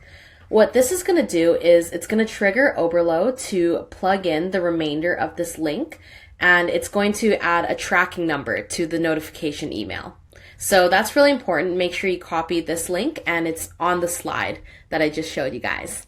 And in auto updates, when a product is no longer available on AliExpress, I choose to set the quantity to 0. What this does, it's going to make the product out of stock on the front end of your store. And I prefer to do this instead of unpublishing the product. The reason for that is you kind of sometimes want the product to be out of stock because then it generates a sense of demand for this product. So I set the quantity to 0, and if you do want to take it off your site, you then have the availability to do that on your own. And then I choose the same thing for when a variant is no longer available. And then when the cost changes, I choose to do nothing. So AliExpress costs don't change that much. It's not going to go from like $3 to like $10. It might change by like 5% or so at a time. So I don't do anything when the cost changes because if you do update the price and the compared at price, then it's kind of weird if your price is like a market price and it's changing all the time. So I just do nothing and I look at my different wholesale products and see what the prices are at on a regular basis. And then when the inventory changes on an AliExpress product, I update automatically. So if a product goes back in stock, it'll display on the website. And those are the first set of settings you need to do for Oberlo. Next, you want to update your supplier settings. So go to the sidebar here and click suppliers, and you'll be taken to this page.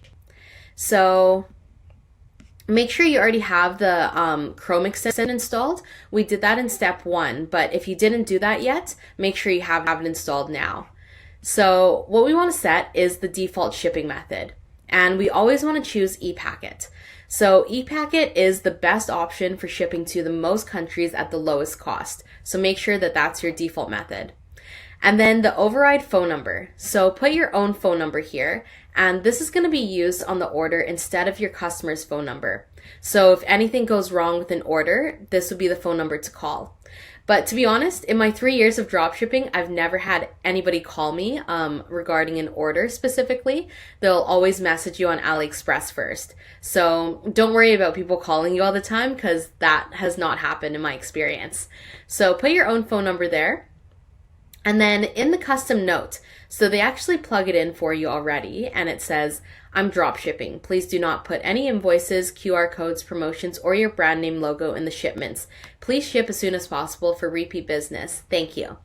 So every supplier on AliExpress is doing wholesale orders to different online retailers like us, and they're doing retail orders to people who are ordering directly from AliExpress as consumers.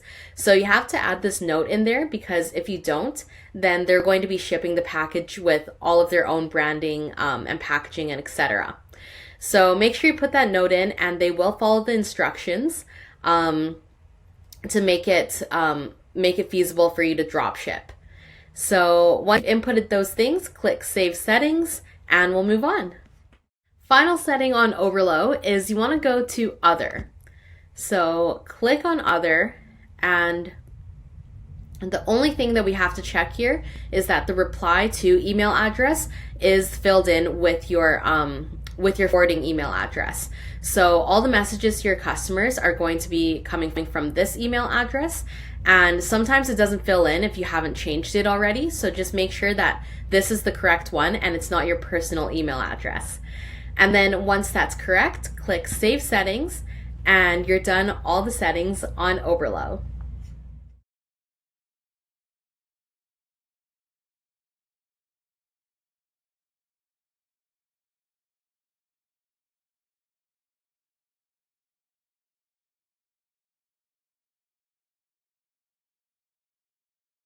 All right, now we want to move your products from Oberlo into Shopify. But before we do that, we got to check a couple of things. So first we want to check that your product is already imported from AliExpress into Oberlo before we import from Oberlo into Shopify. Then on the Oberlo platform, we're going to make an edit to a couple of things. One is the product title, and then we're also going to edit the product variants, the pictures, and the prices for the product. These edits are actually easier to make on Oberlo rather than the Shopify platform itself. So I like to get these edits out of the way before I import the product onto the Shopify platform. Then we're going to import the product, and then we're going to search for the product on the Shopify backend, and we're going to edit the product copy, which is the written description for the product. So let me show you guys now how to move the product from Oberlo into Shopify. So from the Oberlo homepage, you want to go to this left-hand sidebar and go to Import List. So if you did your product research on Oberlo and you clicked Add to Import List, your products are going to be here already. So we're just going to take a look at what that looks like. So yeah, if you did your product research through Search Products on Oberlo like we looked at before, they will be in this list. So you can see I have a bunch of products in here. However, if you did some product research on AliExpress or Salehu, for example, and you haven't imported them in yet, you need to import them in from the AliExpress platform. So we'll go to the AliExpress site here. And this is my wish list that I have saved on AliExpress. And I know that I haven't imported these two items yet into Oberlo. So with the Chrome extension installed, you'll see this blue Oberlo symbol on the side of each product. And if you click it, it's going to import it directly into your store. So I'm going to import that one and import that one as well. And it's going to go right into your import list. So I'll just show you guys how it looks. So now you can see that the two products we just clicked have been moved into our Oberlo import list, and then the rest of the products are still here as well. So basically, it's a two-step process to move your products into Shopify. First, you're moving it from AliExpress into Oberlo, and then second, you're moving it from Oberlo into Shopify. So what I often do is I'll be doing product research on AliExpress, and then I'll save the products into my favorites list on AliExpress, and then move them into Oberlo all at the same time. So if you do that as well, make sure that you're moving the products from AliExpress into Oberlo, or else they're going to be sitting in your AliExpress favorites list, and they're not going to be on this import list here. So now let me show you guys the edits that we need to make before we import these items into your store on Shopify. So let's take a look at this item here. So this is one of the feature items we're going to be using in our store, and it's a portable playmat that can be zipped up into a bag. So the first thing we want to do is we want to edit the product name. So right now the name is this long thing here, and we want to replace it with the name that we want to call the product in our store. So for this product, I'm going to call it the Zip and Go Portable Playmat. So yeah, pick something catchy, something fun, and you can feel free to use your imagination here. The next thing, take a look at the description. We're not going to be changing the description until we import it into our Shopify store, but it's good to know that there's a tab for it here on Oberlo. Next is the variants. So what variants are is it's the different versions of the product, both in size and color.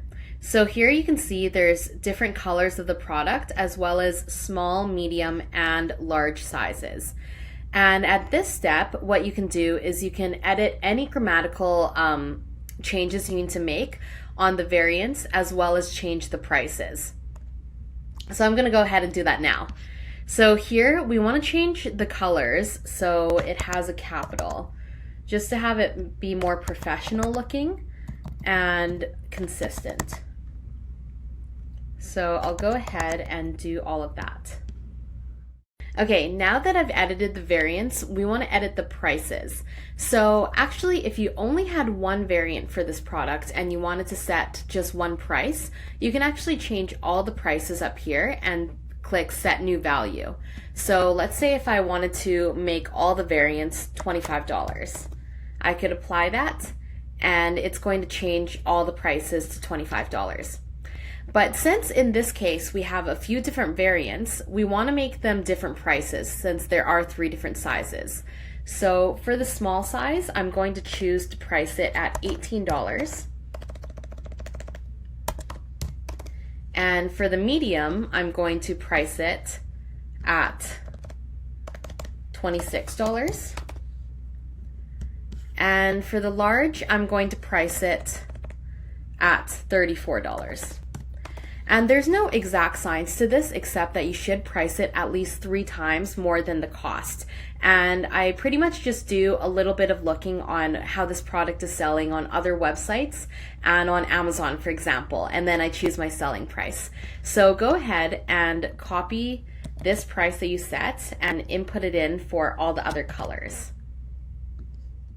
Okay, so I've gone ahead and changed all the prices, the small to $18, the mediums to $26, and the largest to $34. And I've also changed the compared at prices to those values as well. So the compared at price is basically the price before discount. And when you're importing an item in, you're typically not discounting it. So I put the same value that I do for the price as the compared at price. So for example, if you wanted an item to display at discount, you'd put like $20 at the compared at price versus $18 at the price over here. But I typically don't do that for new items, so I input in the regular price at the compared at price. Now we're going to edit images. So we'll go to the Images tab and just unselect all the images that you don't want and select all the images that you do want. So these ones we all want, they look good. If you want to make an image bigger, click in that symbol in the corner. Okay, I want to take that one, this one. Let's see what this one says. Okay, this grammar's not quite right, so I'm not going to import in that picture. This picture is good. Let's see, already have that one. Then import in this one. Let's see what this one says. Okay, not a great write-up either, so I'm not going to import in that. And import in this one. So once you've selected all the images that you want, now you can import the product into your store. Click that. Once you've hit import to store, now we want to take a look at the product on the Shopify backend.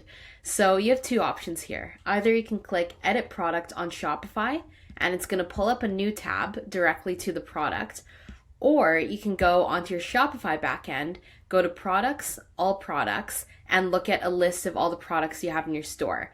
And from there, you can search for your product. So taking a look at the product page, you're going to see that all the settings that we changed in Oberlo are going to convert over to this page as well. So we still have to update the copy of the product, but if we go down, all the images that we selected and unselected are there, and all the variants have been edited to how we did in the last step. So this is how it looks when it gets imported directly from Oberlo into Shopify. So now that we've imported your product into your store, we want to talk about writing the copy for your product. So the copy is the written description for your product, and in my opinion, this can make or break a sale. The writing in your product copy is super important in both the language that you use and the content that you have. So I have 4 tips for you when writing a good product copy. First, you want to identify your target audience and communicate to them as a group. So for this store, we're going to be communicating to moms, mom-to-bees, and mamas, basically. And in other stores, if you're running like a beauty store, for example, you could refer to your audience as beauty queens or style lovers or a different name that you can coin. But you want to refer to them as a group and make them feel like they're being directed to. And second, you want to identify the product benefits and the problem it solves. So you want to clearly say, do you struggle with blank? And have you heard that this item can do this? So basically you want to identify the problem right away, and you want to say how this product can solve that issue. Third, you want to include info on technical features of the product. So what material is it made of? Is it FDA approved? Does it have pockets, zippers? Is it soft to the touch? These technical details is going to paint a picture of the product in the consumer's mind, and you want them to imagine themselves being able to use it before they even have it in their hand. Fourth, you want to include power words in your writing to evoke an emotional response from your customers. So the power of language is an incredible thing, and it's an art form in itself, persuasive writing. So you can simply Google power words. I came across this article and I thought it was a pretty good one to give as an example. So for example, persuasive words. Instead of just describing an item as great or useful or even amazing is pretty general, it's going to be a lot better to use really specific words to evoke emotional responses. So for example, the words such as life-changing, or brilliant, remarkable. These words are a lot more powerful than generalized words such as amazing or great. So you want to use as many words that evoke emotion as possible in your writing, and you want to make the item seem like it's something that can really benefit this person in their lives. Okay, so this is the product copy that I came up with for the Zip & Go portable playmat, and I'll take you through it and go through all the elements with you and what you should include in your product copies. So start off with, hey there mamas, so address your audience. We know that the hardest part about playing with toys is cleaning up. Address the problem. Make it easier with the Zip & Go portable playmat. Introduce the product. This incredibly designed 2-in-1 playmat that doubles as a storage bag takes all the hassle out of playing and leaves you more time for fun. Bring your playroom wherever you go and clean up quicker than you can say, let's go. So a quick little introduction about the product and make it sound like something that's relatable and that they could use.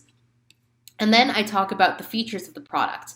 I say it's portable. Take your play area to the park, beach on holiday.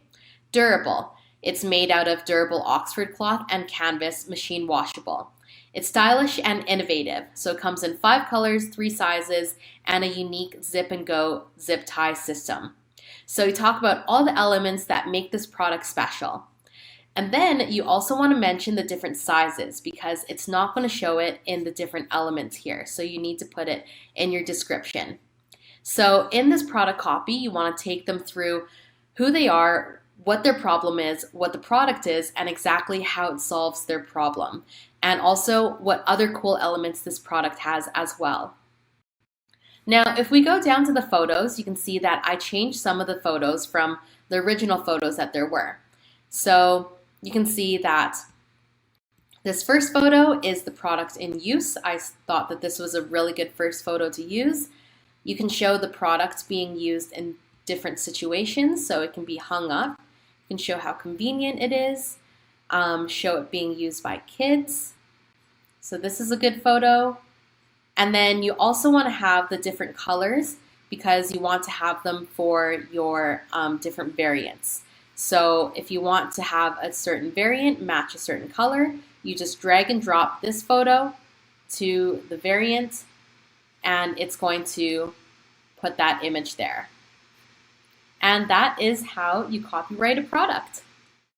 One thing that I do want to mention is that copywriting is one of the more difficult skills in building a Shopify store. Learning to capture an audience through words and captivating buyers' intent doesn't always come naturally or overnight. So it's definitely a developed skill that it might take some time for you to get used to. One suggestion that I do have to improve your copywriting skills is that you can look at other stores and how they describe their products. So whenever I'm stuck and don't know what to write in my product copy, I go onto other stores in my niche or even similar products on Amazon and eBay and see how these product copies are written. And oftentimes that gives me some inspiration on how I can write for my own products. And once you're happy with your product description, there's 2 final things that you want to do on the product page. So first, you want to preview the item and see exactly how it looks on your store.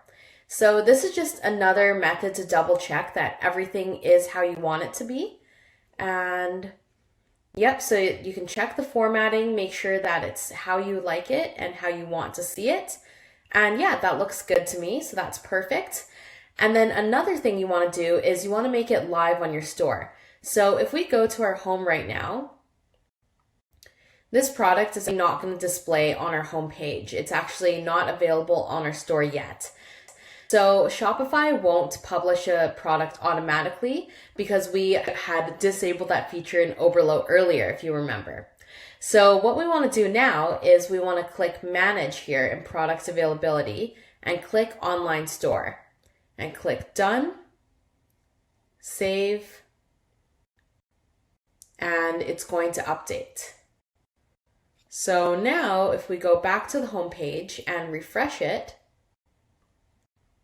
we should be able to see our new product on the home page. So if we scroll down, now we can see our product. So when you're satisfied with the written copy you've done, make sure you preview it, and then when you're happy with that, make it live. The next thing you'll want to do is to organize your products into collections. So instead of having all your products just listed on the home page, you'll want to organize them into more specific categories so it's easier for people to shop. So some common collections to organize your products by are the home collection and the featured collection, which is on the home page. Sale items, new arrivals, and then also specialty collections to fit your store. So for this store, some specialty collections could maybe be 0 to 12 months, 12 to 24 months, 24 months and above, or for moms or for babies. If you're doing a jewelry store, for example, you could sort it by gold, silver, necklaces, bracelets, anklets, etc. It all depends on how you want to structure your store and what makes sense for the items that you're selling. So let me show you guys what this looks like. So go to our store and you'll want to go to Products and then collections. So right now, as you can see, we just have the homepage collection, and if we go to it, we just have the Zip and Go portable playmat in it. And so what I'm going to do now is I'm going to add 2 more collections. I'm going to create one collection for new arrivals.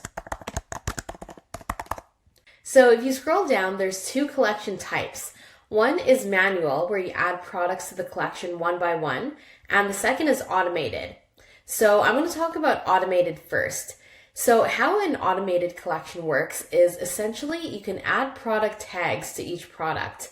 And if a product is tagged with a certain term that you determine, then it's going to be added to a collection automatically. So let me show you guys what a product tag looks like. So I have this bag set pulled up, and on the right hand side here, there's a section called tags. So let's say I wanted to create the tag new arrivals. If I created this tag here and then I saved it here and then went back to our new arrivals collection and created the tag new arrivals in this section and saved it, then this product would automatically be added to this collection. So this doesn't always work with every type of collection. For example, I'm not going to be using it for the new arrivals collection because that means I'll have to be changing it every time I'm rotating out products. But it does work really well with collections that are always set. So if you have a bags collection, or if you have a women's collection, or necklaces where the items, once they're in, they're not going out, then using an automatic collection is a really, really great idea. Another thing you can do is when you're on the product page, you can actually add to a collection right from the page. So if you wanted to delete this tag and add the item to the home page instead, you're also able to do that. So that's how an automatic collection works. Now, if we create another collection, I'll show you guys how a manual collection looks. So I'm going to create a sale collection and choose manual. So I'll save. And then how the page is going to look is it's going to give me an option to search or browse products. So if I click browse, I'll be able to click an item and add it in manually. So a manual selection is really good if you have a smaller collection or if you have a collection that's changing all the time. So I typically use it for the sale collection, for example. And you'll notice if we go to our home page, you're actually not going to see these collections displayed yet. Don't worry, it doesn't mean that anything is wrong. We simply have to add them into our navigation menu, and we're going to get to that in just 2 steps.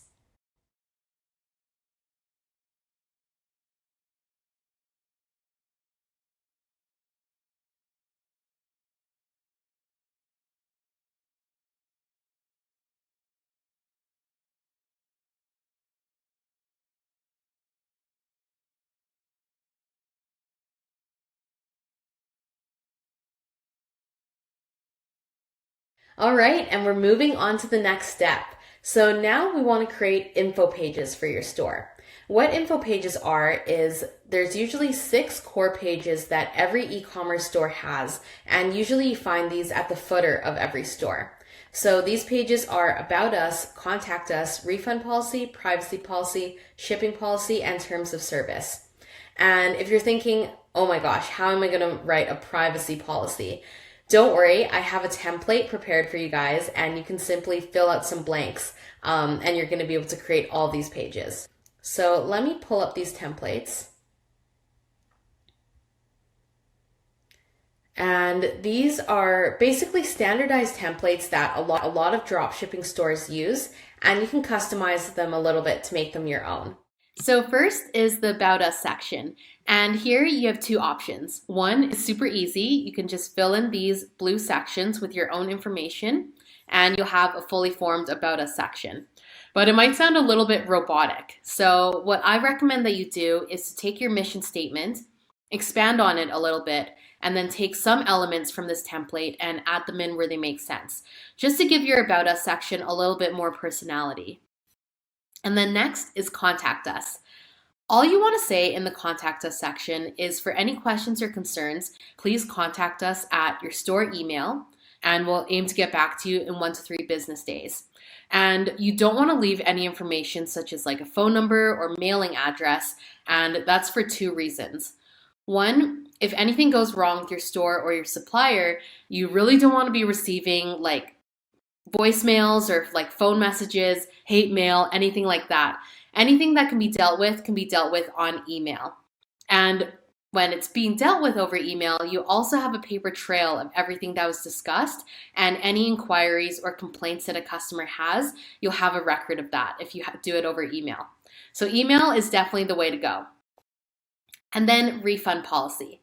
So dropshipping refunds are difficult. And that's because you're not shipping the product yourself, it's coming from your supplier in Asia. So what's most popular solution in dropshipping is to offer store credit instead of doing refunds. So if a customer is unsatisfied with the item that they received, one common solution is to offer them store credit and they can get a different item at your store. Another solution that you can do if a customer gets like a broken or defective item, you can refund them in the original form of payment through Shopify. So you can decide your exact refund policy yourself, but one popular tool to use is the store credit system. Next is your privacy policy, and this just talks about how all the information that's provided by your customer is being held by Shopify and it stays on Shopify. And then next is the terms of service, and this talks about that the information that your customer provides, such as their email address and mailing address, is being used for the reasons that we say it's being used for, which is mailing them the product that they ordered. And then finally, we have the shipping policy.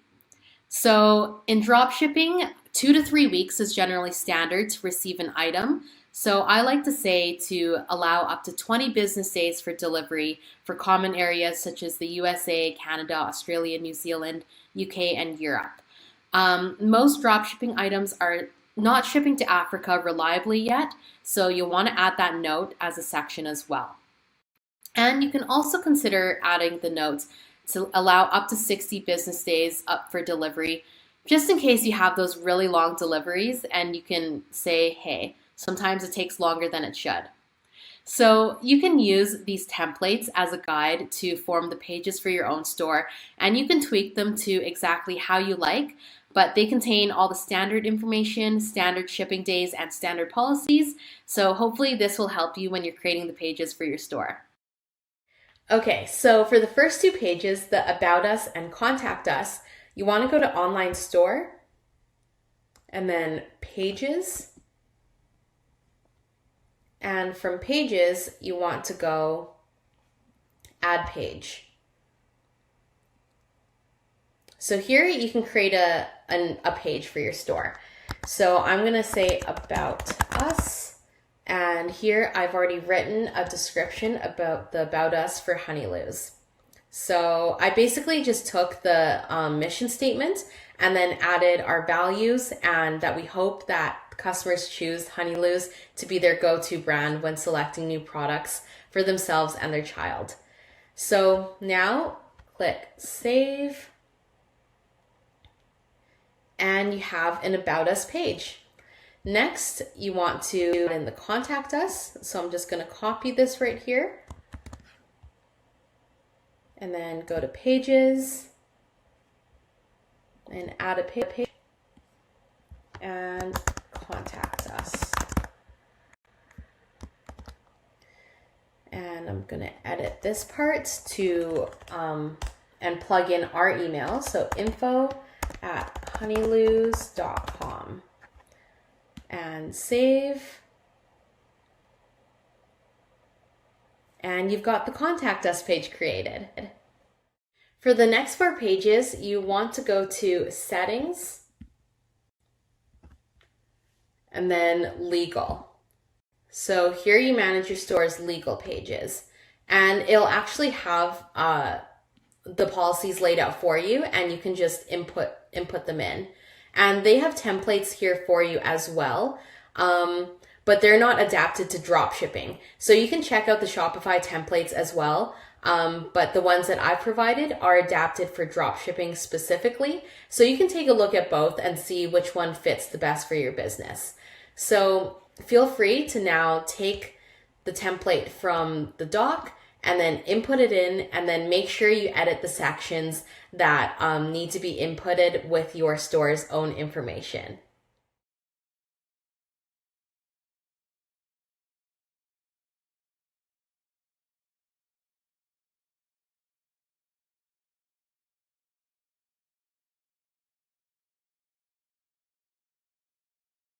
All right, so now that you've created your product pages as well as your info pages, it's time to create navigation for your store.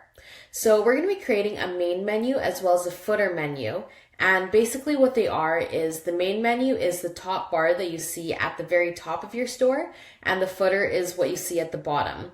So usually a main menu will have your product offerings as well as collections, and then your footer menu will contain your info pages. So I'm going to show you guys what that looks like in our store. So to get to navigations, you're going to go to online store, navigation. And then from here, we can add menus and look at existing menus. What I suggest that you guys do is actually have the online store pulled up beside you so you can have a visual view of the changes you're making. So right now you can see we have our main menu up here, and it's just home and catalog. So you can see that we have our main menu, home and catalog there. And then if we scroll down to our footer, it's just the search bar. So how we can add in more navigation and add in our info pages is we want to go back to the navigation page, and we're going to edit the main and footer menu. We're actually not going to add another menu because the only other menu to add would be a side menu. And in my opinion, that's too many menus. 2 is enough. So we'll go to our main menu, and we want to add menu items. So I'm going to delete catalog because we don't need it. And I'm going to add a menu item. So here we want to add the product collections that we had created before. So first I'm going to do new arrivals. So you can create a name for it. And here you can find the collection that you've created. So new arrivals, and then add. And then add new menu items. I created one called Mom's Must-Haves. So this is an example of a specialized collection that you could do for your store as well. And then collections, pick that one, add, and then let's add sale. All right, there we go. Add that in and save. So usually in the main menu, I tend to do product collections. Some people may put about us in here as well. It's totally up to you. Usually people put in product categories, but you can change it up depending on what type of store you have. So if we go to our store and we go up and refresh, we'll be able to see our new menus up here. So here, if you click on a collection, you can see all the items that we added to this collection from the previous step. So go back to the home page, and another edit that you can make here on the menu is if you wanted to change the order of your menu items, you can simply drag and drop, and then save it, and we'll go to the page and refresh. And then you can see the menu items change just like that. So now we're going to add in our footer, which is going to include the About Us section, Contact Us, and also our policies. So About Us, go to Pages, About Us, Add, Contact Us, Pages, Contact Us, and Add. And then privacy policy. And here you want to scroll down to policies, add it in. And now you just want to add the rest of your policies and then hit save.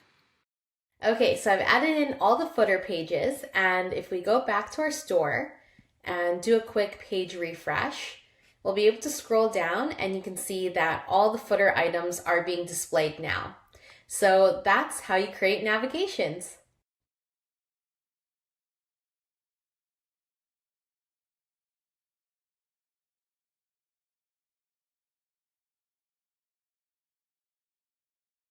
Okay guys, believe it or not, those are all the skills that you need to know to create a functional Shopify store. There's always things that can be improved over time and elements that you can add to make your store better and better. But in terms of creating a store that's able to function and able to sell products and be visual appealing, those are all the skills that you need to know. So some things that you can do to make your store better and to improve the appearance and the functionality of your store is to add apps. So in the Shopify App Store, there's thousands of applications that can add features to your store and change both the appearance and also things that your store can do. So here are a list of some of my favorite apps. And I'm not going to go through each of them individually in demonstration just because the operations of each app change so much in quick amounts of time. But I will tell you what they do and why I like them. So first is AliExpress Reviews Importer and Judge Me Product Reviews. So these two apps together will allow you to import reviews from AliExpress onto the homepage of your store. So you can actually take reviews that people have already written about the product and put them on your own store. Next is OmniSend. This is the app that I use for email campaigns and email marketing. And you can also set up abandoned cart emails and automations through this app. For the price, I find that it's the best app. There's a lot of different email marketing applications out there, but I found that OmniSend is the best one and easiest to use. Next is Free Trust Badge. The Free Trust Badge allows you to add trust symbols such as verified by Visa, MasterCard, and other safety symbols onto your store to give customers that feeling of trust when they're checking out. Next, Consistent Cart. So Consistent Cart allows you to see what items and variants people have put into their carts. So it's kind of an interesting way to see what items people are considering. And for example, if you see a lot of one item being added to a cart but not being checked out, you can consider having a sale on that item to give people that push to really make that checkout process. And then InstaFeed. So now up here, you can use this app to connect your Instagram feed to your store. So you can have a visual block of all your Instagram posts on your store as well. So if you have some really cool posts from your Instagram and you have a really visual appealing Instagram account, it's a good idea to link that to your store.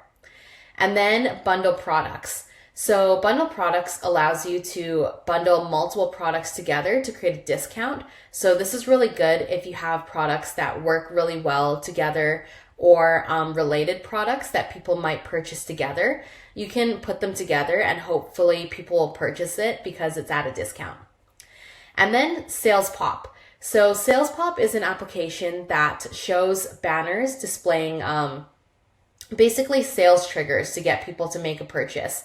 It'll say like, Hannah from Brisbane, Australia just purchased blank, one of your products. So this kind of gives like a sense of urgency, and that if other people are purchasing this product, it'll make your customer want to purchase too. And then finally, Privy Pop-up. So this captures visitors' emails by offering them a discount or a coupon, something that you choose, and allows you to collect emails, which then you can use in your marketing campaigns. All right, so that is it for phase 3. And if you made it this far, then you are well on your way to creating your first sale on Shopify.